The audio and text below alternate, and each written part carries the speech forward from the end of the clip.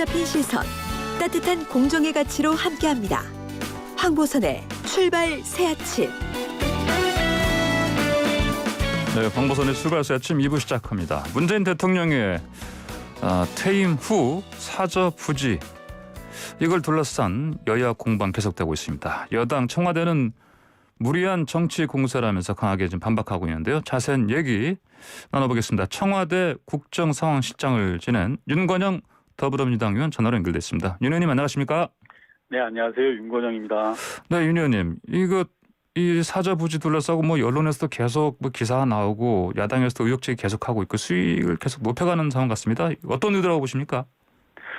좀 이번에 야당의 주장은 좀 문제가 많은 것 같습니다. 우선 첫 번째로 사실관계가 완벽하게 틀렸기 때문입니다. 아무리 야당이라 하더라도 기본적인 사실관계에 기반해서 이야기해야 되는데 제대로 된 근거를 내놓지 못하고 있고요. 두 번째로는 서울시장 보궐선거가 다가오니까 대통령에 대한 정략적인 공격을 하는 거라고 생각합니다. 가만히 계시는 대통령에 대한 의도적인 흔들기라고 생각하고요. 세 번째는 일종의 상습범이기 때문입니다. 다들 기억하시겠지만 10년 전에 지금의 국민의힘 의원들께서 노무현 전 대통령의 사저를 놓고 아방궁이라든지 해서 참 저열한 비난을 퍼부었지 않습니까? 1년에 수십만 명이 달하는 시민들이 직접 눈으로 확인했는데도 아직까지 사과다운 사과를 제대로 하지 않고 있다, 이렇게 봅니다. 상습적인 그런 행태다. 알겠습니다. 네. 자, 문재인 대통령이 이제 머무르실 사저 구입하실 당시 청와대에 계시지 않았습니까? 네네. 그러면 당시 모든 진행 과정 합법적으로 다 잘 됐다, 이렇게 보시는 겁니까?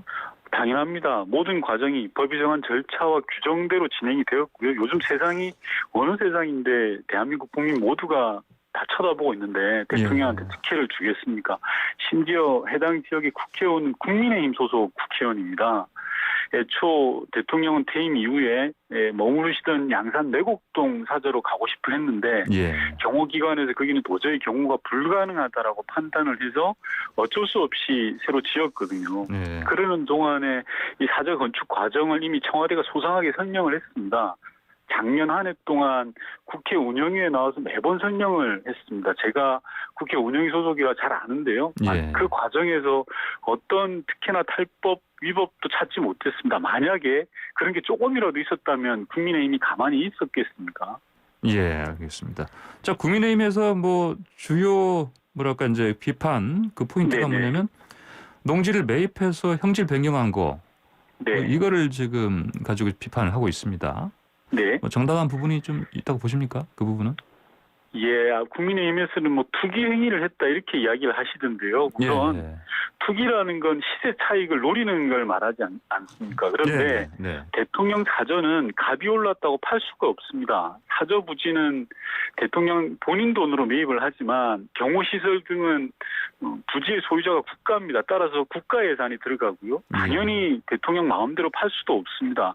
현행법상 15년간 대통령은 경호기간이 묶여 있습니다. 결국 팔지도 못할 집을 두고 시세 차익이니 이렇게 하는 말도 좀 거짓말이라고 생각을 하고요.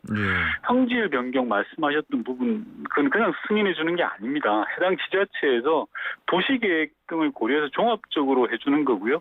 만약에 농지에서 대지로 형질 변경을 한다면 농지 보전 부담금이라는 걸 내도록 하고 있습니다. 즉 공시지가의 차이만큼 납부하도록 하는 건데요. 만약에 집을 짓고 나서도 가격이 오른다면 개발 부담금도 납부를 해야 됩니다. 이 모든 절차가 모든 기농하시는 분들에게는 일상적인 과정이고 다 적용됩니다. 대통령은 그 모든 과정을 지금까지 잘 지켜왔고 앞으로 지킬 겁니다. 근데 야당은 농업 경력 11년 이 기재한 거 가지고 또 지적을 하고 있는데요.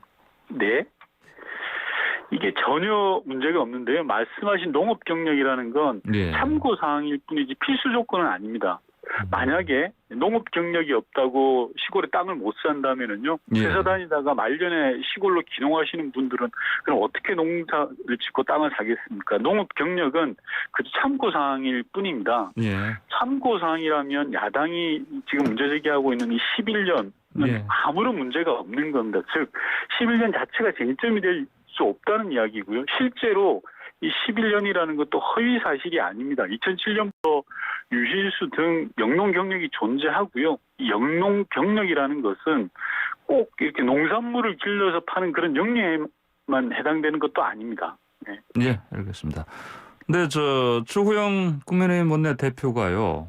네네. 조목조목 저런 얘기를 했습니다. 그 12년 영농했다면 뭐 비료비, 농약비, 종자비, 묘목비 이런 지출을 공개하라 이런 얘기까지 했습니다.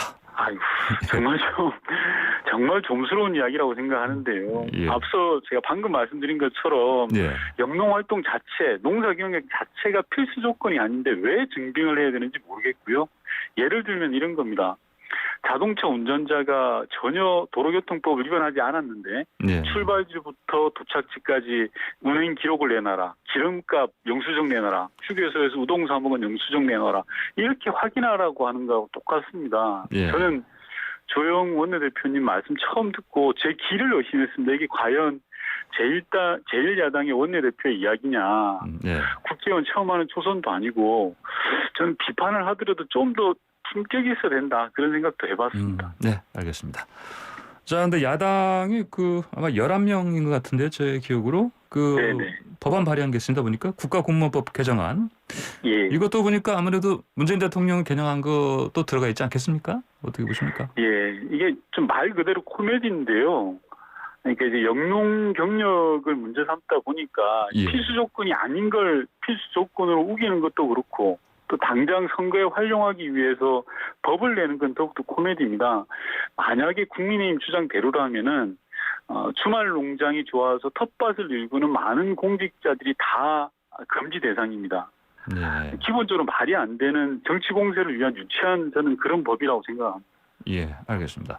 그 일각에서는 아예 처음부터 뭐 사절을 위한 땅이니까 농지에 네네. 섞이지 않은 대지를 샀으면 되지 않느냐 뭐 이런 얘기도 하는데요. 예. 당연합니다. 근데 진행자님께서 생각을 보시면 아시겠지만 예. 조용한 시골에 대통령 사저와 경호시설 등을 건축할 수 있는 그런 충분한 대지가 찾기 힘듭니다. 서울 한복판도 아니고요. 네. 또 기농을 이렇게 한 번이라도 생각해 계신 분들은 다 알 수 있는데 예. 기농에서 집을 지으려고 할 때 대지만으로 필요한 부지를 확보하는 게 대단히 어렵습니다. 예. 시골 땅에 논밭 안 끼고 대지만으로 수백 평을 구할 수 있냐.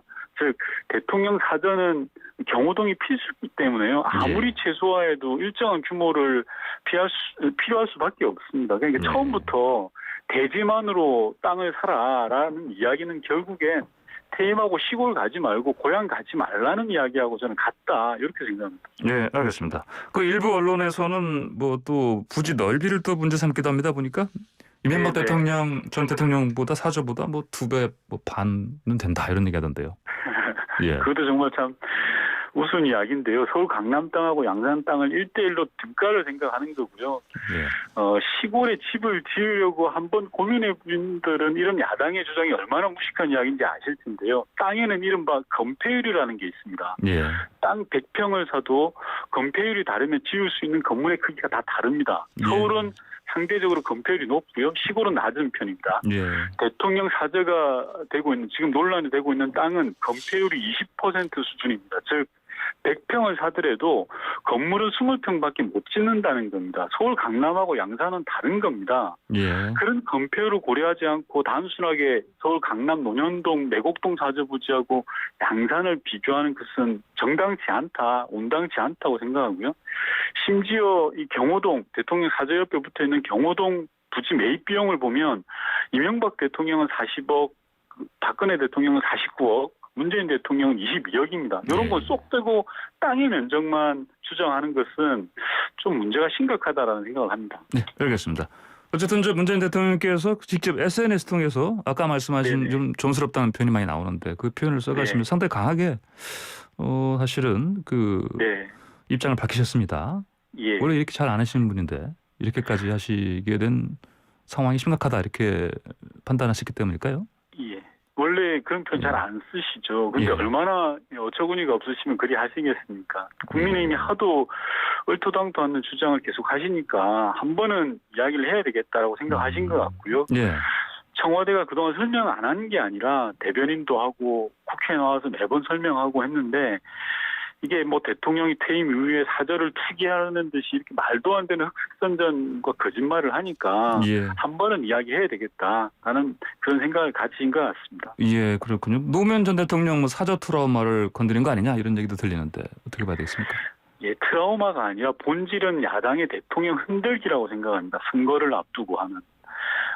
국민의힘은 좀 제발 선거에 이용하기 위해서 가만히 계시는 대통령의 정략적인 흔들기를 좀 그만두었으면 하는 그런 생각이 강하고요. 예. 고향으로 돌아가신다고 하니까 솔직한 말로 일각에서는 자신들의 텃밭이라고 여기는 영남으로 가신다고 하니까 그러는 거 아니냐라는 그런 의구심을 갖는 분들도 계십니다. 예, 알겠습니다. 자, LH 사태 관련해서 대통령 사과 처음 하셨습니다. 그런 지 2주 만인데 늦은 비판, 사과다 이런 얘기도 하는데요. 어떻게 보십니까? 네. 대통령께서는 국민들의 심려들에 대해서 진솔하게 말씀을 하셨고요. 지금 중요한 건 LH 비리 의혹에 대해서 철저하게 진상을 규명을 해서 다시는 이런 일이 발생하지 않도록 하는 것. 그리고 제도 개선을 통해서 항구적으로 부동산 투기를 끝장내는 것이 중요하다. 저는 그렇게 생각합니다. 예, 알겠습니다. 윤 의원님 지금 시간 관계상요. 지금 좀 인터뷰를 마무리를 해야 되는데 8시 정각에 한 5분 정도 더 인터뷰 혹시 가능하시겠습니까? 잠깐. 예. 네, 알겠습니다. 그럼 잠시 뒤 8시 다시 뵙겠습니다. 황보선의 출발 새 아침. 네, 8시 정각입니다. 황보선의 출발 새 아침 3부 시작합니다. 아까 2부에 이어서 3부 윤건영 더불어민주당 의원과 인터뷰 이어갑니다. 윤 의원님 나와 계십니까? 네, 나와 있습니다. 예. 아까 LH 사태 관련해서요. 국회의원 전체 전수조사 그리고 특검 이거 지금 여야가 합의했습니다. 네네. 이거 잘 된 거죠? 어떻게 보십니까? 그렇습니다. 민주당이 국회의원 전수조사와 특검을 제안했고요. 국민의힘이 그걸 수용을 해서 저희 당 원내대표께서 이제 환영을 한다. 이제 본격적으로 시작하자. 성역을 두지 말고 철저하게 진상을 밝히자라는 입장을 냈습니다. 예, 그렇군요. 알겠습니다. 자, 그리고 국회 외통위 소속이시니까 이거 좀 여쭤봐야겠습니다. 미 국무장관, 국방장관 오늘 한국에 오는데 바이든 행정부가 그런데 대북 정책 전반 재검토한다 이런 얘기가 나와 있지 않습니까? 이건 뭐 예상된 바라고 볼 수 있겠죠? 어떻게 보십니까? 맞습니다. 미국의 국무장관과 국방장관이 취임 후에 첫 순방지로 우리나라를 택한 것은 대단히 중요한 의미를 가집니다. 특히 트럼프 대통령 때는 이 2+2 회담이 가동되지 않았거든요. 바이든 정부가 동맹을 중시하고 있기 때문에 이번 2+2 회담을 계기로 좀 한미 동맹이 진일보한 모습을 보여주기 기대를 하고요. 말씀하신 것처럼 대북 정책 전반에 대해서 재검토 지금 과정 중에 있다라고 보집니다. 이번 방안은 대북 정책에 한정돼 있다기보다는 한미 간 다양한 외교 안보 현안을 논의할 걸로 보여집니다. 예, 알겠습니다. 근데 이제 방금 말씀하신 것처럼 일본을 거쳐오지 않습니까? 네. 그러면은 아무래도 한일 관계에 대해서 미국 측의 어떤 메시지 이런 것도 갖고 오지 않겠냐 이런 전망도 나오는데요. 어떻게 보십니까? 맞습니다. 바이든 정부가 한미일 삼각 협력을 대단히 중요하게 강조하고 있습니다. 당연히 한일 관계도 중요시할 것이고요. 토니 블렁컨 국무장관이 한국과 일본 관계만큼 중요한 건 없다. 이렇게 이야기한 적도 있습니다. 따라서 이번 2+2 회동에서 한일 관계, 특히 한미일 삼각 협력에 대해서 논의가 있을 걸로 보였습니다. 문재인 정부는 한일 관계 개선과 관련해서 정부 출범 이후 일관된 원칙을 가지고 있습니다. 즉 정치와 경제를 분리하자, 과거와 미래를 분리해서 대응한다는 게 우리 원칙이고요. 그 원칙은 앞으로 변하지 않을 거고 정부의 노력 또한 지속될 걸로 보입니다. 예, 알겠습니다. 윤 의원님 지난번 저희 방송과 인터뷰하실 때 김여정 북한 노동당 제1부부장이 발언요, 특등 머저리 발언 이 해석을 하시면서 이거 전체 맥락에서 보면은 대화를 더 적극적으로 하자 이런 뜻이 담겨 있다 이런 말씀하셨는데.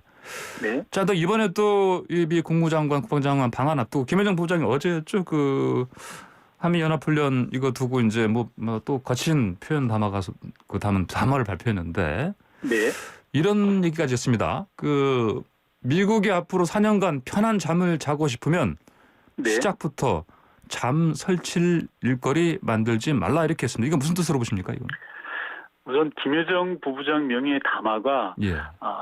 2020년 초부터 지금까지 총 8차례가 있었습니다. 우리 예. 대한민국을 상대로 한 것도 있었고 예. 트럼프 대통령을 상대로 한 것도 있었지만 예. 바이든 정부 출범 이후에 나온 첫 번째 직접적인 메시지입니다. 예. 아울러서 지난 8차 당대에서 김여정 부부장이 제1부부장에서 이 부부장으로 직책의 변화는 있었지만 여전히 이 대외 분야 메시지를 내고 있고 총괄한다라고 보면 예. 내적인 지위에는 큰 변화가 없을 걸로 확인이 됩니다. 예. 시기를 좀 주목을 해야 되는데요. 앞서 이야기 드렸던 것처럼 미국의 국무장관과 국방장관이 첫 순방지로 대한민국을 방한하는데 그 직전에 나온 담화라는 게 저는 포인트라고 생각을 하고요. 예. 어떻게 보면 담화 발표 시기를 좀 의도적으로 맞춘 것 아니냐라고 예측해 볼 수도 있습니다. 내용적으로는 예. 한미연합훈련을 지적을 하고 있습니다. 그리고 조평통이라고 우리의 일종의 통일부와 같은 대남 조직을 없애겠다라는 공언을 했습니다. 사실 이 한미연합훈련을 계기로 일정한 북한의 강경한 저는 은사들은 어느 정도 예상이 되었던 일이긴 합니다. 예. 하지만 어떤 일이 있더라도 한반도에 군사적인 긴장을 조성하는 일이 있어서는 안 된다고 생각을 하고요. 예. 이번 미국의 국무국방장관의 방안을 계기로 보다 좀 심도 있는 그런 대북 정책이 논의되어야 되고 어떠한 상황에서도 평화를 위한 대화는 지속되어야 된다. 그렇게 생각을 합니다. 예, 알겠습니다. 마지막으로 의원님, 네. 이런 가운데 이제 정부가 남북 정상 합의 복원 구상한다. 뭐 이런 네. 제목의 뭐 또 기사가 좀 나왔어요, 보니까요. 지금은 미국과의 전략적 동맹, 이 한미 동맹을 근간으로 해서 미국의 이제 대북 정책들을 새롭게 수립해 나가는 과정에서의 우리 정부의 역할이 좀 더 중요할 때다. 그렇게 저는 생각합니다. 예, 알겠습니다. 오늘 말씀 여기까지 듣겠습니다. 감사합니다. 네. 네, 지금까지 윤건영 더불어민주당 의원이었습니다.